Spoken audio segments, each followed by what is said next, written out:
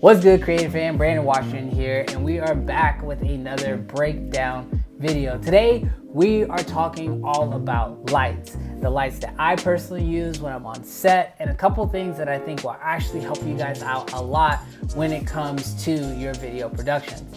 Now, personally, for me, when it comes to video production, I personally didn't see a huge elevation shift when I bought new lenses or when I bought a new camera. It all came from when I started to level up my lights.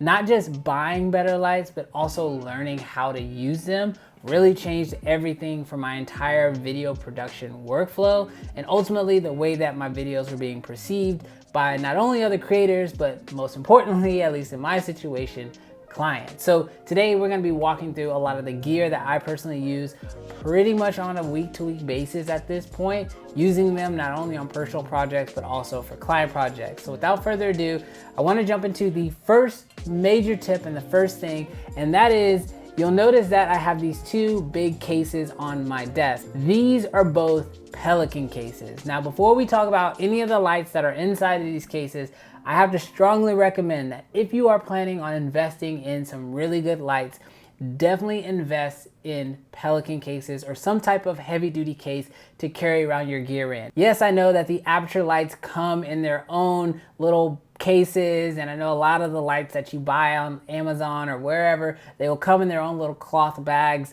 If you're gonna buy nice lights, you wanna make sure you invest in a way to carry them on set. So strongly recommend, tip number one, make sure that you get some cases. But now let's jump into, which it really wasn't planned this way. Like, I wasn't really planning on doing like a what's my favorite light kind of list. It just so happens that my first light that I want to talk to you guys about happens to be my favorite light, and that is the Aputure Nova. So inside this case here is my Aputure Nova. Now, I know what a lot of you guys might be thinking, doesn't the Aputure Nova actually come with its own case? And yes, it does. You actually can purchase the Aputure Nova with its own case, but I decided to actually get the Aputure Nova, kind of just the Nova by itself, and build my own Pelican case out of it.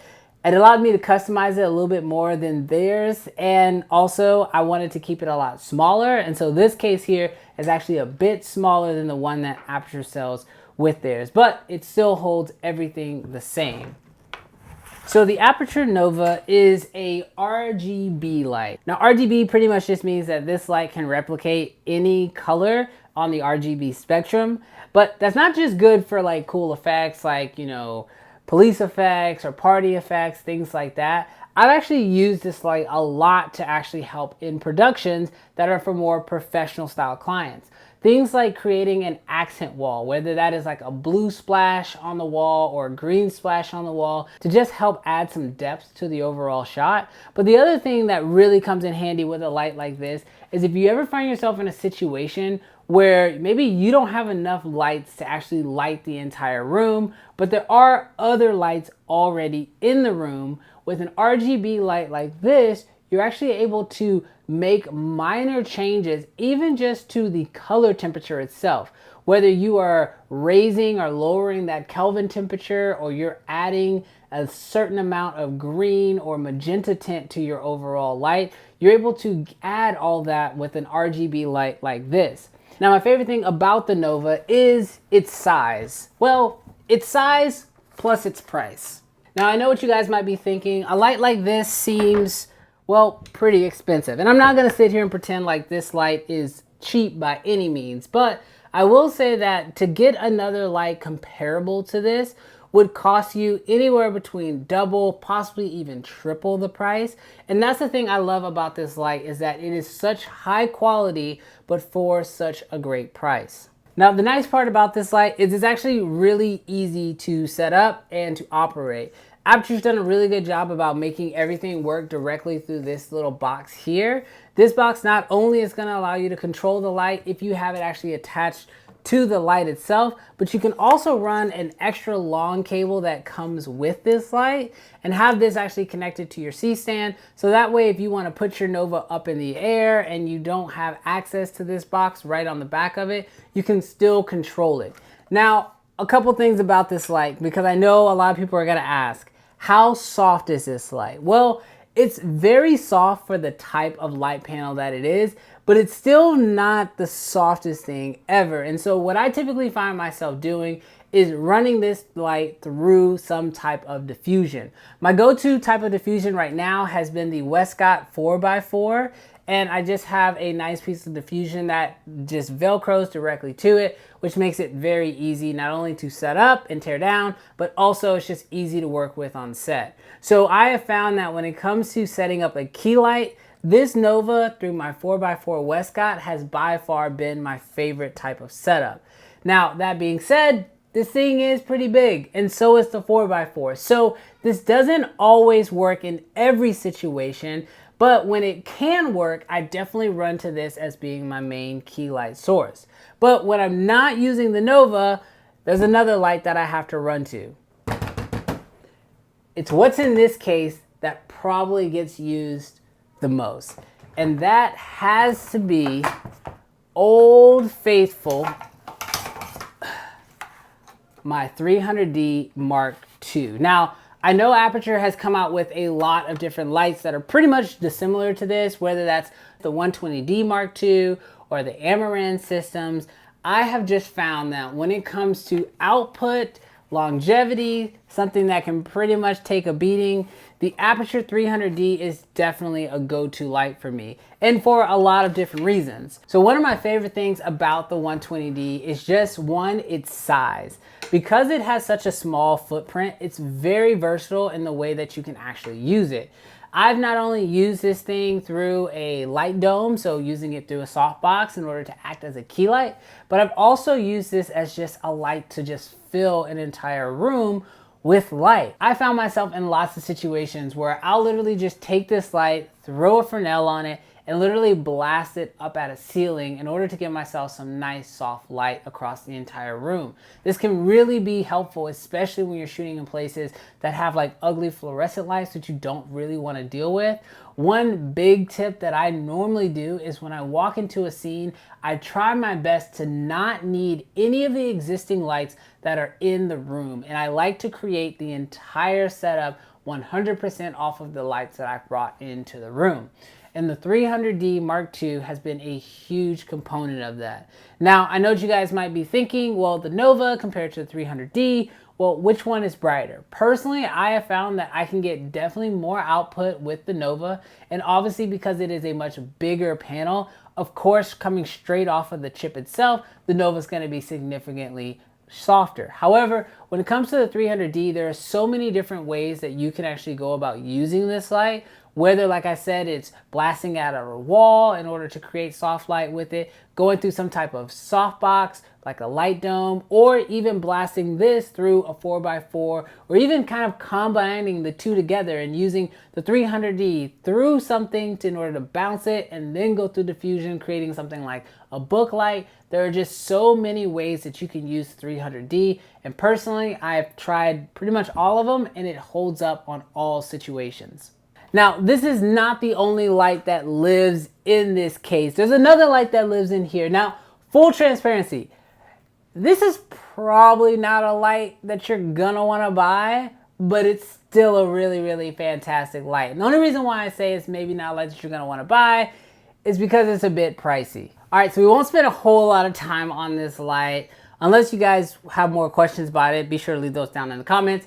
But this is the Light Panels 1x1 Gemini. Now, this guy is like a baby Nova, but with just as much, if not more, output. So it's a 1x1 light panel, and as you can see, this guy is a beast. It's got a fan in the back, it's completely RGB. It has all these amazing buttons on the back for you to be able to set up presets, whether that's in the CCT profile, so your color temperature profile, or in the RGB profile presets, and this thing has all the same effects that you find on the Nova. Now, like I mentioned before, the one downside about this light is it's a bit pricey, especially for the size. However, I have found that this light is incredibly soft. It comes with a soft box, and quite honestly, if I could afford more of these lights, I would probably invest in them, but they're just a little bit outside of my price range when it comes to buying regular lights. All right, so now let's go ahead and talk about some lights that are a little bit more price conscious. These are the Aputure MCs, and I actually purchased the 4-pack kit. What I really love about the 4-pack kit is that, one, they come in their own little Pelican case, which is fantastic. As you guys know, I already said Pelican cases are key, but this case is actually really unique in the fact that it will wirelessly charge these little guys. Also, when you order this, they do come with 2 of these little diffusions. Now, I know that, a lot of people may be asking like, oh, well, can you use this as like a hair light or a key light? I will say that the output on these guys are not fantastic. However, if you're using it as like an accent light, maybe to be used in the background, I just add some color or a splash of color on the background. If you want to illuminate like a plant or something like that, that is primarily where I found myself using these guys the most, is primarily in the background. But speaking of accent lights, these are fantastic. But I have a new light that I've been using a lot recently as an accent light, and it's by far my new favorite accent light to bring on set. In this case, actually, let me just show you. These are by far my new favorite accent lights to bring on set. These are the Nanlite Pavo tubes. Now, I will say that I was not someone who jumped on the Pavo tube train early on, primarily because I just kept thinking like it's a long stick of light. Like, what really can you do with it? But holy crap, have I found a lot of different ways to use these lights. I've used them in scenes as practical lights to just elevate the entire scene overall. We've used them as background lights. We've used them to illuminate plants. I mean, you name it, we pretty much have used these lights in so many different situations just to bring that extra little touch to the shot. And these lights are insanely soft. I mean, you guys can tell just from here, like this light, even as close as it is so incredibly soft. And it works out so great. And I didn't just get one, I got 4. Inside this case here are 4 Nanlite Pavo tubes, and I am just absolutely in awe of these. Now, just like with this light and all the other lights in this video, none of these products were sponsored. I was not paid to tell you guys about any of these products. But I will say that having a good diverse lighting set has been so crucial. Now, a couple quick reasons why I have so many lights. I know you guys might be already thinking that. Well, the main reason is that no matter what situation you walk into, you are able to create the best image you possibly can. As I said at the beginning of this video, lighting is key. Lighting is what changed everything from my production company, and it is the one thing that my clients typically can tell is making the biggest difference. So if you can, trust me, I understand that when you're just getting started, purchasing very expensive lights can be a very difficult process, and trust me, I didn't want to do it for the longest time. But I can tell you that if you can start investing in your lights, you're going to see some of the biggest jumps and some of the biggest improvements in your overall filmmaking and video production quality that you've ever seen. Going from 1080 to 4K is a decent difference, but going from not lighting your subjects to properly lighting your subjects is going to show you the biggest improvement that you've ever seen in your frames.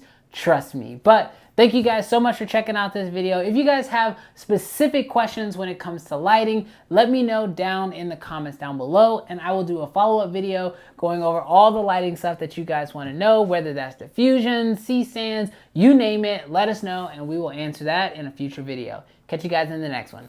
Peace.